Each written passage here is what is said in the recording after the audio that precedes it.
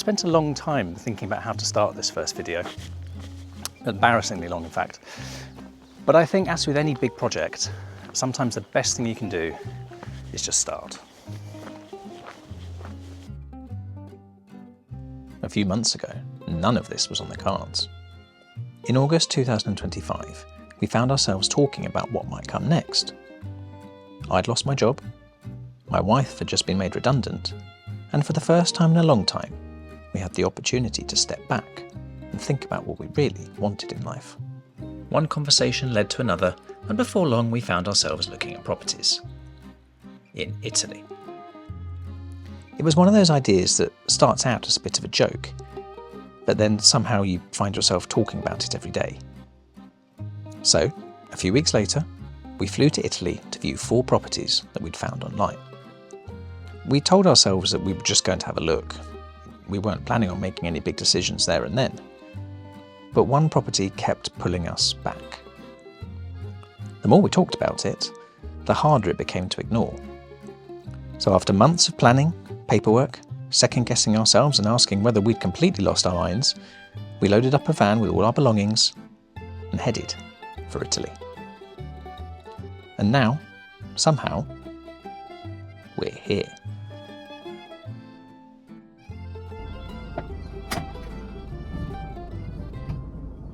So with that in mind, I'm Dom, and this is Monastero di Santa Lucia. And it's where I, along with my wife Maddie and our 2 children, now live.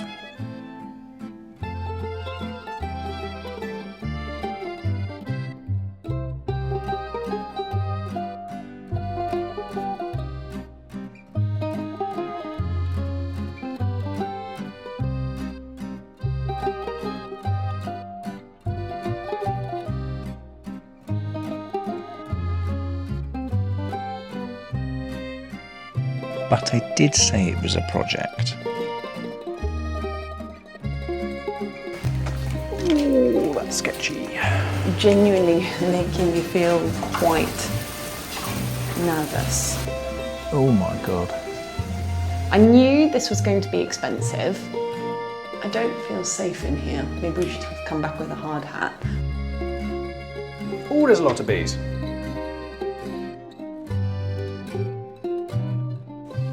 Oh, there's a bat. Ah! Damp is quite bad. Oh, this is a lot worse than it was when we last came. That's a big crack. Yeah. So as you can see, lots to be getting on with then.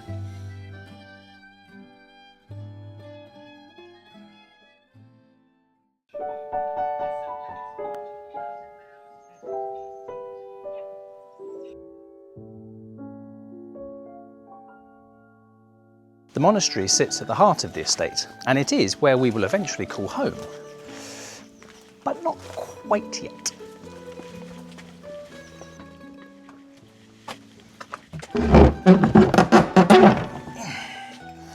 A little bit stiff.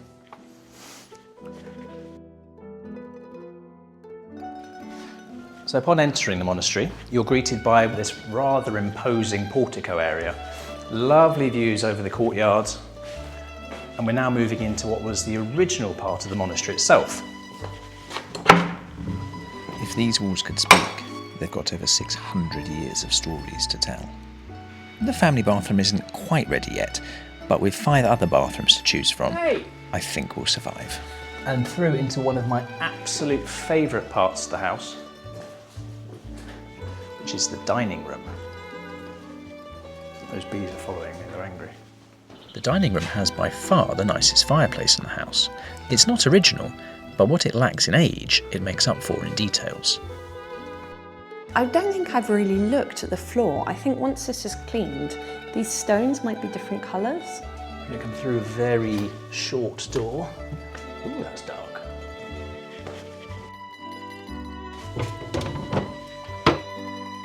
That's better. I also have a bit of fondness for these paintings up here. There's something about them that's you know, although it looks like somebody's had a nibble of them. Yeah. You mean something small with 4 legs and a tail, don't you? The sooner we get the cats out here, the better. The main house has 6 bedrooms, 2 of which are in the original wing, this one being the master. This is going to be our bedroom. Oh, there's daylight through that hole. Is that what you came to show me? This window's gotten worse as well, but I do feel the need to say this bedroom, oh, and that crack has gotten worse. The remaining 4 bedrooms are all in the modern wing. Guest bedroom number 5. Little less character in these rooms, but still nice. And then for our least favourite friends, we have guest bedroom number 6. Comes with built-in ventilation.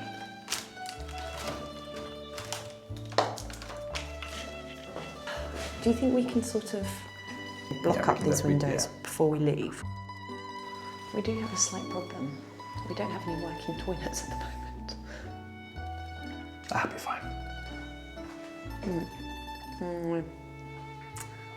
Should we go to the rest of the house? I don't think I looked in this bathroom properly. I mean, I looked in it. But it was really dark because all the shutters were shut. Yeah. Ooh. Oh, gross. I think a bat has been living in the water boiler. That is disgusting. Oh, man. Good luck with that.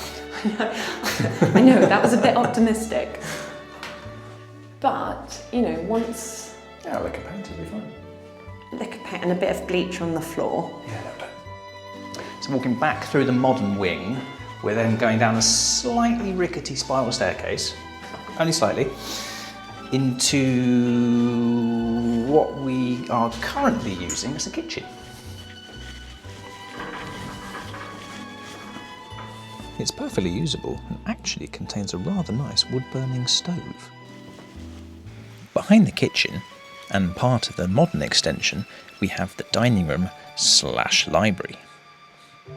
Yep.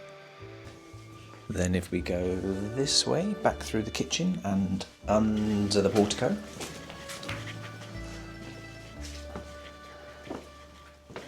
Now this, whilst currently being used for storage, this is actually part of the very, very first building that was on this site.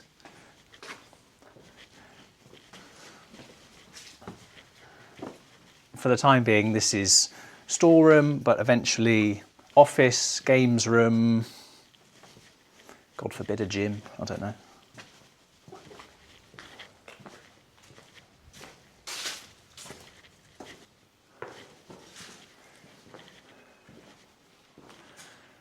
So this is one of 2 basement rooms we have here at the monastery. So this is what the previous owner was using actually for all of oil production. Like so much of the building, they've been largely untouched for years and still bear the marks of their previous life.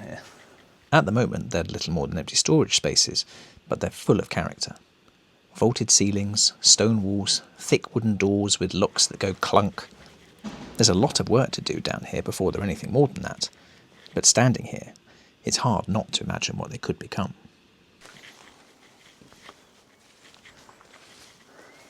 So walking up the side of the house here then, we are going up to the top of the property, which not only has the workshop, but it also has its own self-contained annex built onto the back of the monastery itself. So let's go and have a look.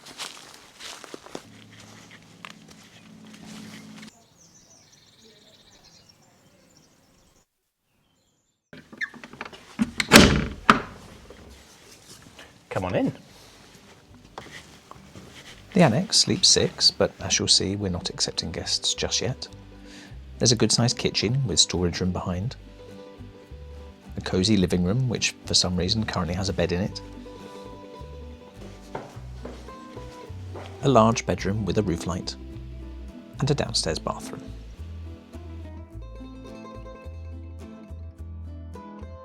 At the top of the stairs, there's a sort of landing / kids' bedroom with a bathroom straight off of it. You know, To begin with, I mean, I think it'll be all right. Yes, I would like to modernise it, but I think financially we need to prioritise where we put the money. Cracks are still as bad up here. And finally, there's the master bedroom, which is tucked away at the top of the building. Something's died here recently. I'm genuinely amazed that it's just poo that we found, and we haven't found any sort of fossilised mice.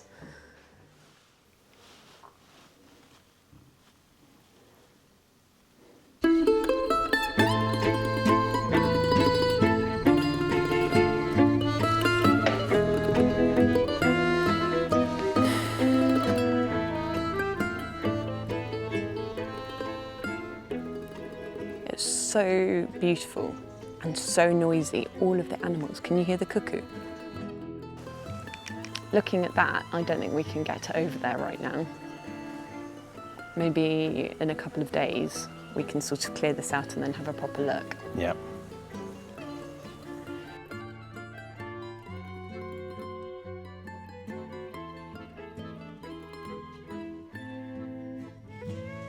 So that's the main house. And the rest of the property is a little bit further away. So we're going to jump in the Enterprise renter van and go and see what else you get for your money. The estate is just under 30 acres and is made up of the monastery gardens, 2 large fields, a handful of smaller fields, scrubland, woodland, and an olive grove, which I am very excited about. The property is supplied by 2 wells, both of which end up in this rather ugly building here. Mind the water. And ultimately ending up here.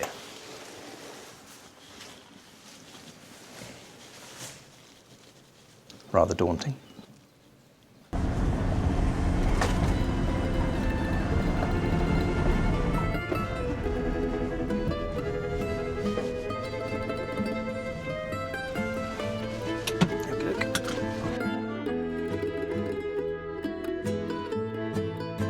Behind me, about 1 kilometre in that direction, is the monastery. And over here, we've got the next piece of the puzzle.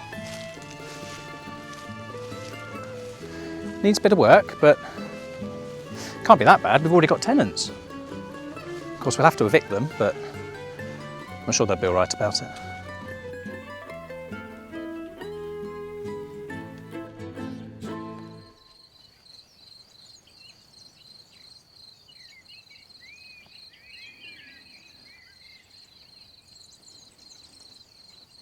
Now, just over the road from our fluffy tenants, we've got this.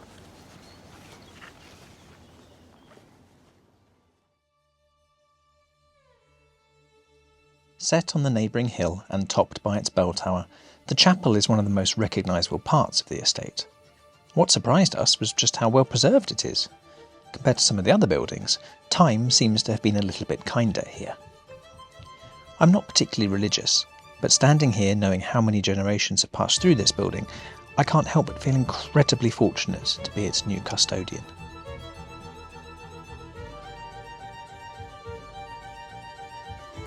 So that's Monastero di Santa Lucia, a 15th century monastery, 30 acres of Umbrian countryside, and a home to build.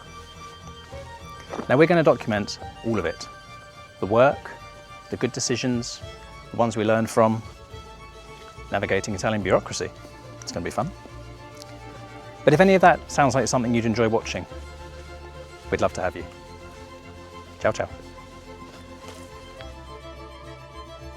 What happens next? Who knows? There are big plans, plenty of challenges ahead, and no doubt a few surprises waiting for us around the corner. Everything else, we'll figure it out as we go.